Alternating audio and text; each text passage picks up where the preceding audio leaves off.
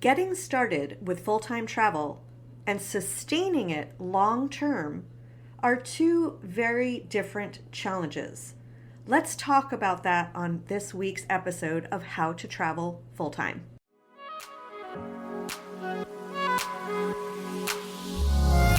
Welcome to the How to Travel Full-Time podcast. I'm your host, Heather Markell. If you're dreaming of full-time travel or moving abroad, but stuck at the emotional, financial, and logistical challenges, this podcast is for you. I'll help you trade overwhelm for information that gets you from down and stuck to up and going. You can dream about the travel lifestyle, or you can live the travel lifestyle. If you're ready to live it, then let's jump in together.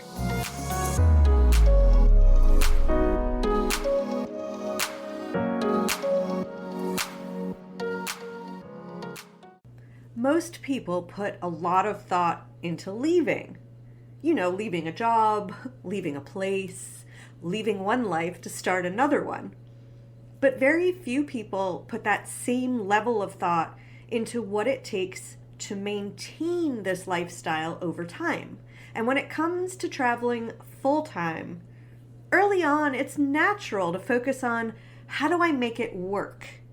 You build momentum, you're motivated to follow your heart, and you're willing to be flexible and make trade-offs to stay on track with your plan. But long-term travel is not simply powered by adrenaline and momentum. You also need structure, financial stability, and realistic planning. So instead of just asking, how do I afford to go? You start asking, how do I make this lifestyle sustainable for years, not months? Now, tension and worry about affording full-time travel can happen to people even on the road after they've started their journey. And if this happens, it's usually not because they made a bad decision to travel. It's because they built a plan that worked in the short term, but they didn't account for long-term variables. And here's what I mean. Over time, costs fluctuate, and we've seen that in real time with post-COVID prices. And that's everywhere, right? Standard of living, hotel costs, travel price, everything, right, is going to fluctuate.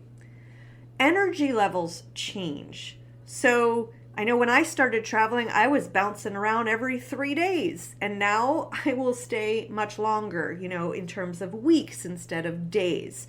So you need to change the pace of your travel if that happens. Your work capacity shifts. So as you travel more, you may want to work less or work more. And your personal priorities evolve as well. So if your financial plan to travel full-time only covered getting started, you can understand that these normal life changes will start creating pressure. And that can show up like constantly feeling the need to choose the cheapest option, even when you're exhausted. And let me tell you, as you get older, cheaper is not always better. You may end up feeling like you can't slow down because you're watching every dollar. Maybe you end up having to take on work that you don't really want just to feel financially safer. And maybe you're making decisions from financial tension instead of preference. Now, none of this is failure. It's just a sign that your plan needs to mature like you are in your traveling. So long-term freedom and long-term travel depends on margin, or call it flexibility or padding. And you're going to need it in your budget, in your schedule, and in your expectations. Because that flexibility is what allows you to stay longer in places that are more focused on your well-being. It allows you to upgrade comfort when you need recovery. And trust me, there will be times after you run around for a bit or you've had just like an intense part of your journey, you need to chill out and put your feet up and feel like you're in a bit of a better place.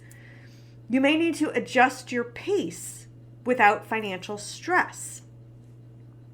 And that financial Flexibility is also what allows you to handle unexpected expenses without panic, right? It's not just that the costs can change, it's that things may happen to you as you go that you just didn't plan for, and you want to have the flexibility to be able to cover those costs without panic.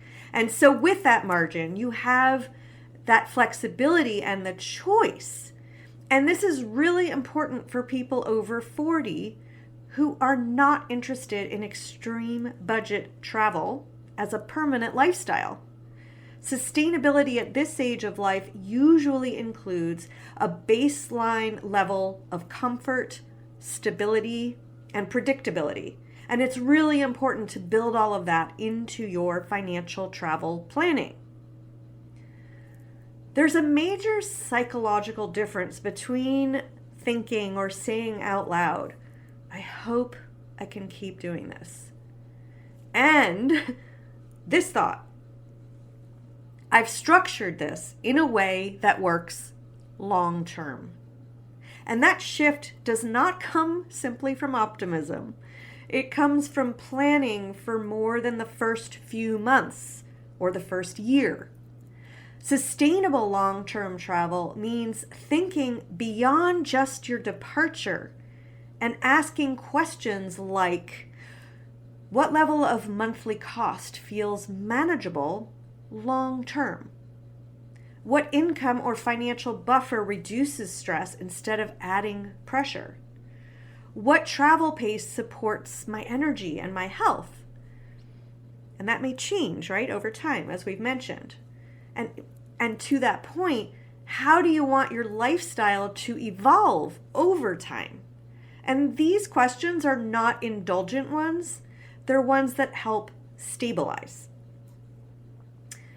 When I talk about abundance in the context of travel, I'm not talking about luxury. I'm talking about stability.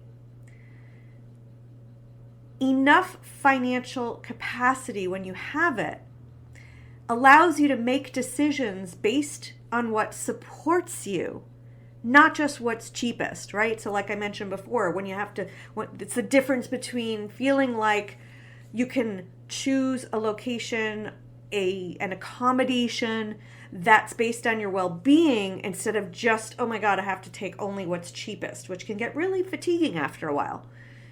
It gives you that stability is going to give you enough flexibility to adjust when life circumstances change.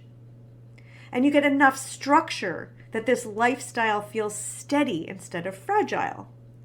And all of this is what allows longer-term travel to feel normal and sustainable instead of temporary and uncertain. And so if you're already traveling or close to it, and you want to make sure that this lifestyle holds up over time, this is the stage where Travel Abundance Accelerator comes in. Travel Abundance Accelerator is designed for people who have moved beyond the how do I start phase and are more focused on that long-term sustainability. You learn to strengthen your financial margin to reduce ongoing stress. You learn how to plan for comfort, flexibility, and changing needs over time, and how to make confident money and lifestyle decisions as your travel life evolves. And you'll get a way to create structure that supports stability instead of constant recalculation. This program is about reinforcing the foundation underneath your travel lifestyle so it continues to feel workable, steady, and aligned with your longer-term goals. And you'll find Travel Abundance Accelerator linked in the show notes, so scroll down to find those. So throughout this month, we have talked about how to fund a full-time travel lifestyle in a responsible, realistic way. It starts with a realistic travel budget, like we talked about in the first couple episodes in this series. It continues with work that's aligned to your lifestyle, which we talked about in the previous episode. And this final step is about making sure that once you build it, it lasts. And this is important even if you think you're only going for a few months. I thought I was only going to do this for 6 months when I started. It's now been over 8 years. I'm not the only one to venture out and discover that I love the lifestyle and want to keep it going. That's why it's so important to think about how to sustain your long-term travels so you can make it last as long as you want.